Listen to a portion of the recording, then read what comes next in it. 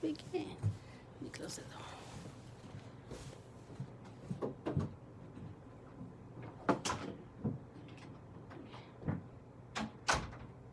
Welcome to Cafe Latino. This is a place I've been here for almost 10 years. 10 years, wow.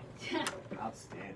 Yes, in my campaign campaign. Now, is the show usually in Spanish? Is it English? It's or- bilingual when the people speak Spanish. Yeah. The people does not speak Spanish. Then. I have 8th grade Spanish, so Uh-oh. I am not really a Spanish.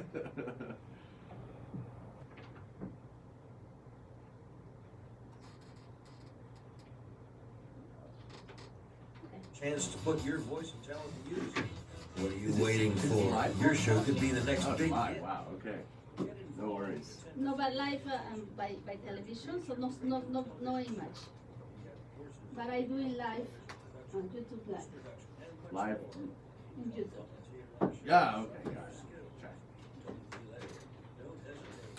Pick up the phone and call us at 571-749-1102 or visit our website www.fcac.org/orientation.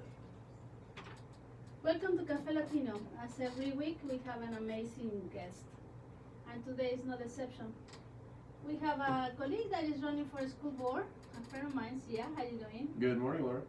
Thank you for coming. So this is just take a coffee with me. So people that is listening us around Northern Virginia would like to know who is Zia. Can you tell us about you, about your family, where did you born, a little about you? Sure. Well, and thank you so much for having me on your show this morning. It's a real pleasure. Yeah, my name is Zia Tompkins. I'm originally from Maryland. I have a wonderful wife, Melanie, and 3 kids, Juno, Max, and Gus Gus, ages 5, 3, and 1. I'm a nuclear physicist by training. I'm currently serving on the Joint Chiefs of Staff at the Pentagon, where I do space counterspace. I'm a private pilot. And, I have a real passion for the school system, as I now have 3 kids that are going to be coming up through it. Absolutely, absolutely. So interesting that you study nuclear. Where did you study that? So I started out, well, I think like a lot of kids growing up, I wanted to be an astronaut. Oh, And okay. whereas most folks kind of grow out of that, I didn't. I pursued a triple degree quadruple major, earned a triple degree quadruple major from the University of Maryland in physics, nuclear engineering, pure mathematics, and chemistry. I then went on to graduate school at the University of Tennessee, where I did a triple master's in physics, nuclear engineering, and aviation systems. And I'm currently working on a PhD in nuclear physics at the University of Virginia down in Charlotte. Amazing! Wow, you're really savvy.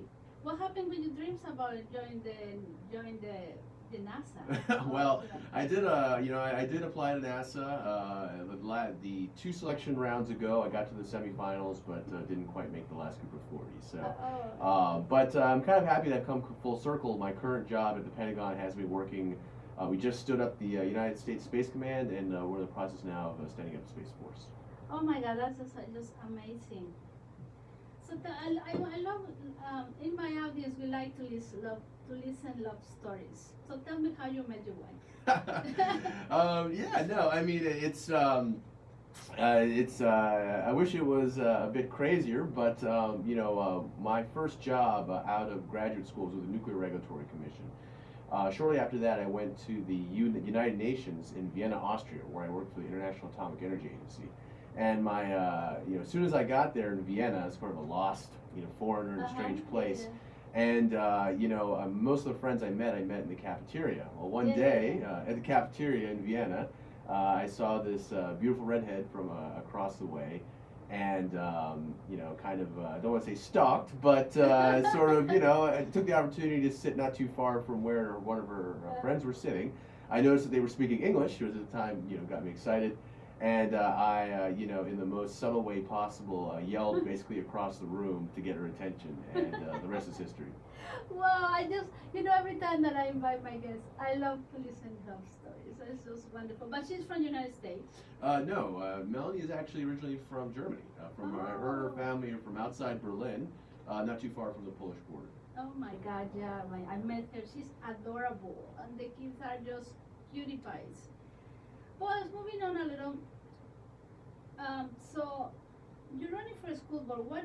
You told me the decision to run for a school board was mainly because your kids are going to school. So the little one is in kindergarten or just? Yeah, my eldest just started at Canterbury Woods, and we're super excited. You know, I think like many families who come to Northern Virginia, you know, we, particularly me and my wife, you know, it took us almost 4 years serving overseas, a couple of deployments, to be able to save up the money to be able to afford to buy, you know, into our neighborhood. And you know, we invested in a house that's far too old, that's far too small for a family of 5. But we did it because we think the most important thing in life that we can do as parents is provide our kids with the best possible education. Absolutely. And you know, we bought with the idea that we would be in the Woodson Pyramid. So you know, a year ago when we heard the One Fairfax had passed and the rumblings of potential redrawing of boundaries based on things like class and race and all this sort of stuff, and the social engineering and the threat to break up our neighborhood, you know, I felt compelled to try and do something rather than just complain. Absolutely. It's just, that's the point. Many people just complain, and they don't do nothing about it. So tell me about the district that you live. So Braddock is an interesting district. It's quite large, but it sits right in the heart of the county. It's a rather diverse district, stretches from just inside the Beltway out near Braddock Road, and extends all the way west past the Fairfax County Parkway, all the way to the Fairfax County Government Center. So it's quite long. It's diverse. Wow, you know, we it's have huge. yeah, it's huge, but we have it's also very, very diverse. We have lots of young families like myself who also just settled down, looking to raise a family, and decided upon Fairfax to do that. We have lots of older folks who've been there a long time, many folks who are retired in place. But one thing that unites everyone that I speak to is this stakeholdership in the nature of the school system.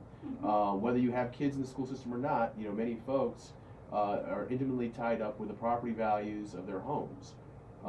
So, you know, we all sort of live and die by the success or failure of our schools, and therefore I think everyone's tightly attuned to that. Absolutely. So, talking about a little bit about this situation. So, do you know how much the budget is? Let's talk about the budget. You know, we have a budget of $3 billion, and I know the people is paying taxes. So, when this situation about moving the boundaries came up, I know that many people got upset, and you really would be something that you really want to fight. Can you tell the community what it means and how it will affect them, and what steps should we take? Sure. Well, you know, let me step back just a little bit and talk about sort of where this whole issue that's came perfect. from. Let's talk about where this came. So, the whole thing began with a policy that was passed this past year called One Fairfax, and Fairfax County is not alone. This sort of one program has been something that's been sprouting out simultaneously all across the country. And the arguments over boundaries and busing is also one that's being fought out right now in places like Howard County, Montgomery County. There's a one Austin, there's a one San Francisco, Wow. there's a one, so it's not a coincidence that we're having this conversation here now. This is part of a national movement that's being pushed by, you know, outside activist groups to push a certain agenda. Yes. The reason why it has come to impact us specifically is because our school board, which is ostensibly supposed to be a nonpartisan, non-political, you know, board of individuals, has become anything but. It is highly partisan, highly political, and you know, in recent decades has become sort of locked by one political ideology. Because of that, they don't have the same level of accountability, I would argue, than a school board that would be made up of, you know, independents who would have to sort of champion individual views. And because of that, you've got that ideology now seeping into the policymaking process. One Fairfax is the clearest manifestation of that, and is driving these other changes, such as the draft revision of the boundary policy. And I know the decision was taken at the supervisor's office to pass One Fairfax. Yeah, so One Fairfax was passed unanimously, with the exception of Elizabeth Schultz, who voted against it, and we At had a the couple school of board. on the school board level, and you had folks that have abstained. Yeah, I mean, I guess like any social engineering program, the One Fairfax is well-meaning. You know, nobody wants to see the level, you know, any kind of segregation or discrimination in our school system. The problem, One Fairfax, is the way it goes about it. By targeting people, students, and families based on things like socioeconomics and race, you're creating all sorts of second order effects that actually counteract the initial positive intentions that the policies attempted to do. You see these same policies that have played out in other places, such as PG County, fail miserably. It's very interesting because they try to do equity and they label the people. So it's like very opposite, no? Right. Well, the problem is what is equity? You know, I'm not really. I'm really crazy. I've been trying to find the definition by the school board. I just cannot find it. Right. So Laura, I mean, let's be super clear again. I don't believe in equity because I don't know what equity is. What I do absolutely believe in is equality, and I think equality is something that most people can stand behind. You know, when I think of equity as at least I believe they're trying to approach it here with One Fairfax. Let me try and draw a cartoon for you just super fast of what I think equity in this case means. Imagine that you have 3 kids, and your goal is to get the 3 kids to watch a baseball game over the top of a really tall fence. One kid is super short, one kid is average, and one kid is really tall. And the only thing you have to be able to get these guys to look over this fence are 3 crates of equal size.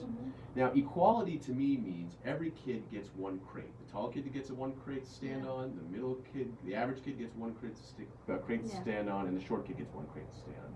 In this paradigm, the short kid cannot see the game. The average kid can just barely see the game, and the tall kid has no problem seeing the game. Equity means you take 1 crate away from the tall kid, and you give it to the short kid, and all 3 then can see the game. Yeah. Sounds great, right? Yeah. Right? Sounds great? It's not. And the reason why is because what I've just described for you is a cartoon and is not real life. In reality, in the real world, what is more likely to happen than not is that the short kid has no interest in seeing the game. He has an iPhone 11 and has got all the best games on it. So he's sitting down looking at his iPhone and has no intention to look at the game at all. Yeah. Meanwhile, the tall kid, while he can still see the game, had the opportunity to catch a fly ball that was kicked, that was hit over his direction. But now that he has no crate at all, he can't catch that fly ball. Yeah. So what ends up happening is the tall kid, who realizes that he's not getting anything out of the system, decides to leave. Yeah. The short kid that you've just invested 2 of your crates in, who has no intention of seeing the game, is essentially wasted resources. Absolutely. And the middle kid, who's now stuck between the tall kid and the short kid, who are having these problems, is now suffering because he's distracted by these issues that have been created. What's better to be done in this situation is that you actually ask about the needs and requirements of each individual rather than blanketly defining them according to their height. If you had done that, you'd understand that the short kid really just wanted to play his game. You give him an electrical outlet as opposed to another crate. Absolutely. And now the tall kid who has a crate can catch that fly ball that was hit. I guess what I'm trying to get with this is that you can't blanket people with gross stereotypes and gross generalizations. When you do that, you make mistakes. You have to focus on each person as an individual and tailor services to meet their individual needs. Absolutely. Now, this cartoon was just based on height. Imagine now trying to engineer social policies based on things like class and race, and you can quickly see the second order effects and problems that you generate when you try and do that. Absolutely. You really have a clear idea of what is happening. And let's continue talking about this situation. So we have a board that has been there for almost 4 decades. Yeah, so for instance, I am running for the Braddock district. The incumbent has been there for 2 terms or about 8 years. And she's running again?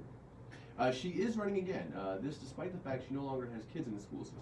Absolutely. It's so interesting. It's only 2 people who has kids at the school system, but it's Elizabeth and Tom. And the rest of the people does not have kids. And now there's a person like you that wanted to make a change in the society. What are your 3 or 4 priorities that you want to focus when you become a member? Well, I think the most important thing I can do is, if elected to the board, is to fight for exactly what I'm talking about in my platform. First and foremost is just to fight redistricting. People have invested their livelihoods, their personal fortunes, their blood and their sweat to get into these neighborhoods, and I'm going to ensure first and foremost these neighborhoods are not broken up, particularly not because of any kind of social engineering ideological agenda. Secondly, the most important thing I can do is to expand before and after school programs. SAC, which is currently run by the Board of Supervisors, is horrifically under-resourced. There are waiting lists across the county that are measured in years. Working parents, such as myself, both me and my wife work full-time. If it wasn't for the support of friends, family, and neighbors, we wouldn't be able to live in this county. So the ability for those programs to be there for families who need them, I think, is critically important. And if the Board of Supervisors continues to fail to resource that program effectively, I believe it is the responsibility of the school board to either take over that program or to lobby them harder to make changes so it works. For instance, for example, many classrooms across the Fairfax County that are dedicated to SAC are actually not used for teaching during the day. That's a waste of resources and should be rectified. Third, one of the biggest things I talk about a lot wherever I go is Google, right? So Fairfax County has signed a contract with Google to provide Chromebooks to kids as young as 2nd grade. These are 8-year-olds. These Chromebooks, which are loaded up with all kinds of apps, including G Suite, provide a platform by which Google can then go in and start mining that personal data. While the G Suite application itself is protected under the Family Educational Protection Act, all the third-party applications that are on that thing, which the schools force kids to sign into using their Google profiles, are open season. And that's how Google is making their money, and that's how these apps are making their money, to create profiles of our children, again, as young as 8 years old, in an attempt to follow them up through adulthood and to, again, make profit off of that private data. Google did not become a near $1 trillion company selling educational software. Absolutely. They are a data company, and they are going to get our kids' data by hook or by crook. So that is totally breaking the privacy of our own families, kids, and everything. That's correct. I mean, you are bringing in essentially a spying device into your home, so Google can make a buck. I think that's problematic. So it's really amazing what you're looking for, and I'm so proud of you that you really to take over this situation. If people would like to learn more about you, about your campaign, what is the webpage that they can? Thank you, Laura. For any additional information on anything I've talked about here this morning, please visit my website at www.4braddockschools.com. That's www, 4braddockschools.com, or you could search me on Google, Zia Tompkins, Z-I-A Tompkins, and you can find me on Facebook. Well, we will continue this conversation with here in Fairfax Public Access. Like what you hear? You were awesome. Lights. Is that good? Yeah, but now I want you to sit down here. Okay. Give me a second, let me just stop this.